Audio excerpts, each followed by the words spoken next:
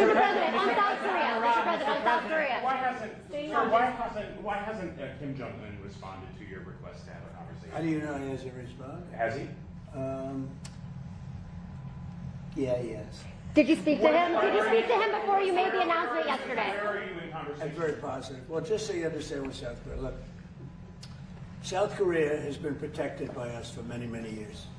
And during my first term, they agreed to pay close to $3 billion a year for protection because we don't, they essentially weren't bad.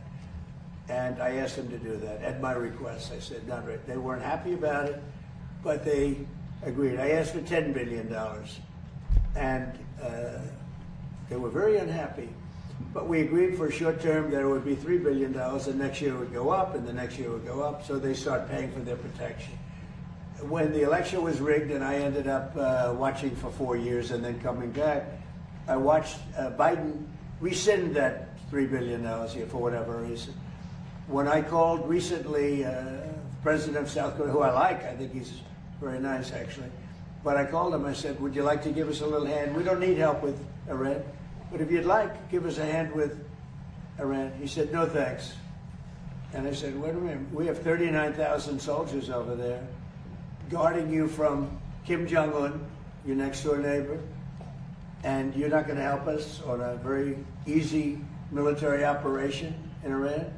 That's strange. No, we'd rather not get involved. I say, well, why are we involved in helping you? So, and I want to help them, but, when you ask somebody, would you like to give us a hand, and they say, no thanks, and then we're guarding them from a country and paying ourselves billions of dollars, it's costing us billions and billions of dollars to protect not only them, but other countries. Look at NATO. We spend hundreds of billions of dollars protecting Europe from Russia. Hundreds of billions, mostly from Russia, but from other things too. And then they say, well, they don't want to get involved with guarding the Strait, where they get most of their oil. They get 50% of their oil, and they don't want to get involved. Why are we doing it?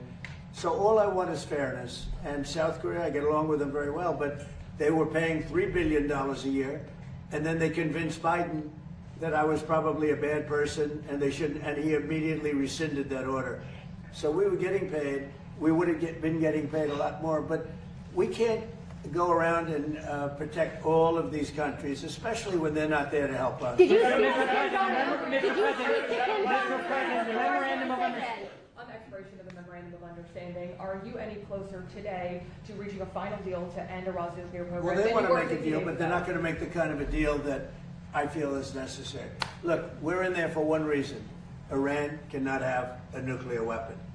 You understand that? Iran cannot have a nuclear weapon, and they won't have a nuclear weapon. And right now, them building one after what we did previously with the B-2 bombers, going to be a long time behalf. But Iran cannot have. It's very simple. They can't have a nuclear weapon.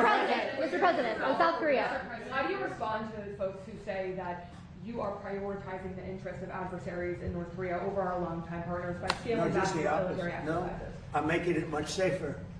You see, I'm actually making it much safer.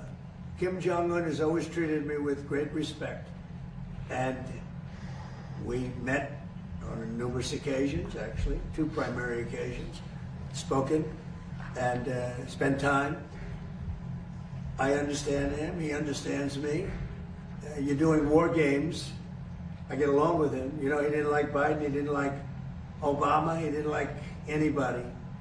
But I get along with him very well. No, what I'm doing is making things safer.